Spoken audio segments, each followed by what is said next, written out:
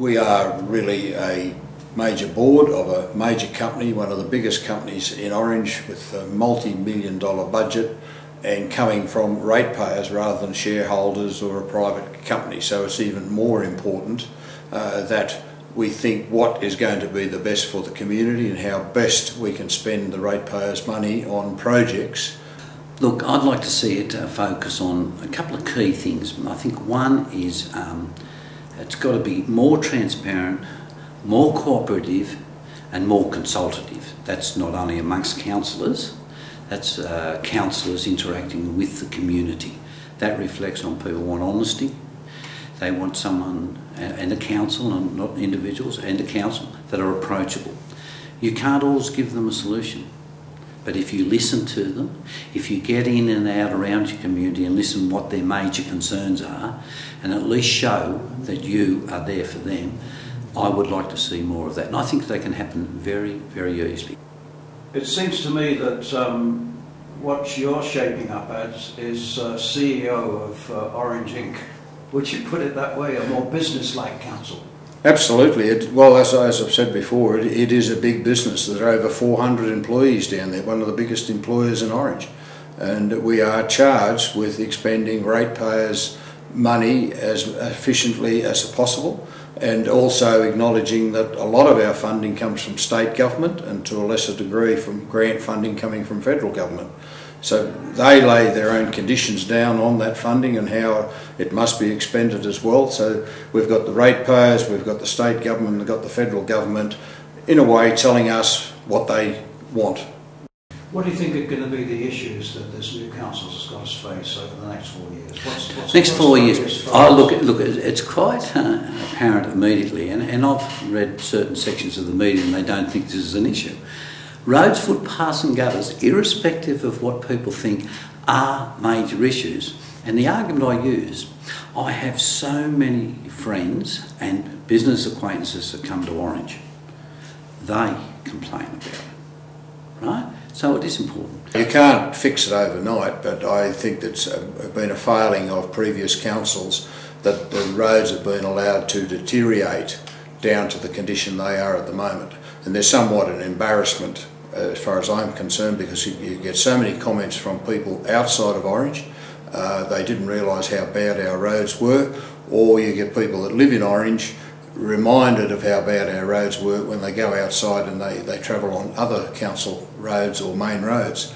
Doesn't mean to say that it can't be turned around in time, and it's just pure coincidence when I put so much emphasis on roads in Orange. So coming in this morning, Banjo Patterson Way's been repaired, a road that I use 2, 3, 4, 5 times a day, and it's been repaired today. It's pure coincidence, I know, but next weekend I have approximately 40 people coming here over the weekend, and they'll be wining and dining in around Orange, right? They range from Sydney, Bathurst, down to West Wyong, down the Victorian border. All of those are in businesses. I want them to go away with a good impression and talk about here. I've had business people say to me about their trucks coming through. I know it's an issue.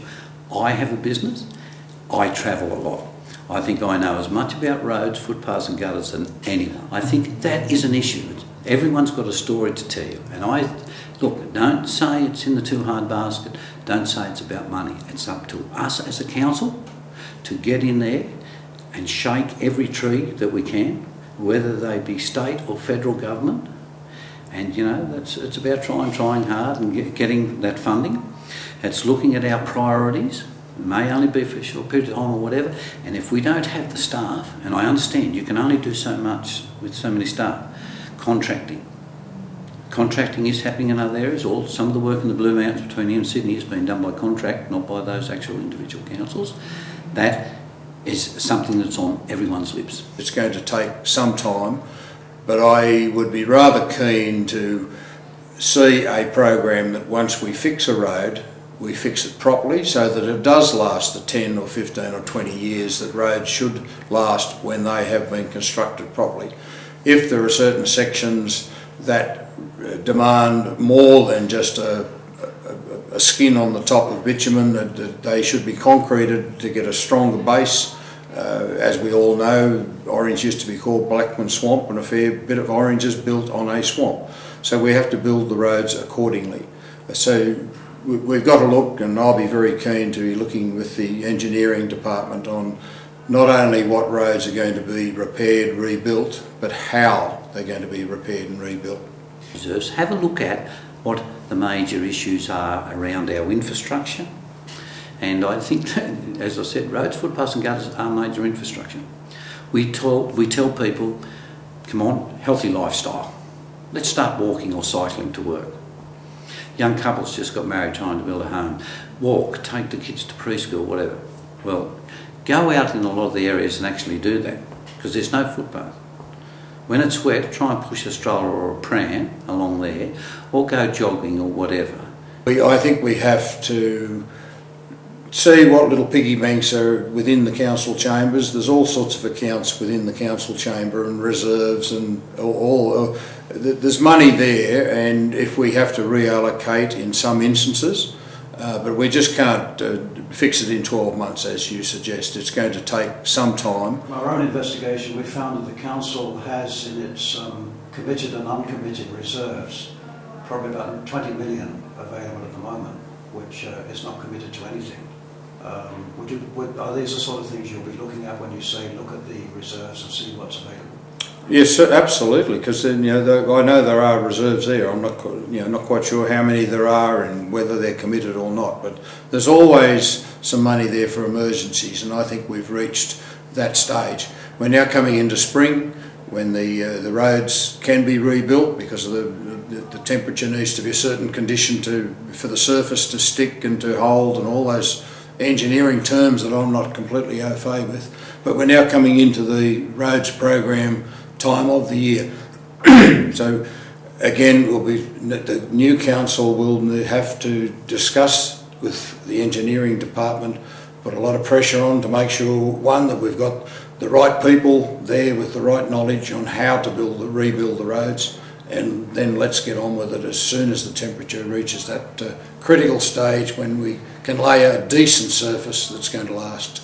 I would agree with him completely, and in this case, know what those reserves are, and sometimes it is better to use those reserves now to fix a problem up.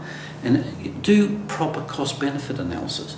Sometimes the longer you put something back, the prices escalate like that on you, and it's madness.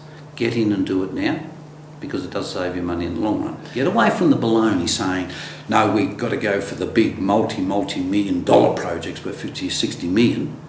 Roads, footpaths and gutters are part of that infrastructure. So is water, so is dam walls, and I agree with those other things. But at the end of the day, if you went to buy a business or buy a house, and the first thing you did, you walked in, the front door fell off, your impression will be, oh, geez, what am I looking at here? What am I getting myself into? We want to have this impression of this progressive city, which we are. We have a beautiful city. We've got a critical mass now of a range of business types, from mining, agriculture, horticulture, education. We've got health. We've got service industries. We're getting near that critical mass now. That's fantastic for a place like this, where our children can be educated here at a great university or in Bathurst and stay in our area. My kids and myself had to leave this area because there wasn't that sort of work. This is getting to that sort of place. It will get there quicker, but we've got to make sure our basic infrastructure is right.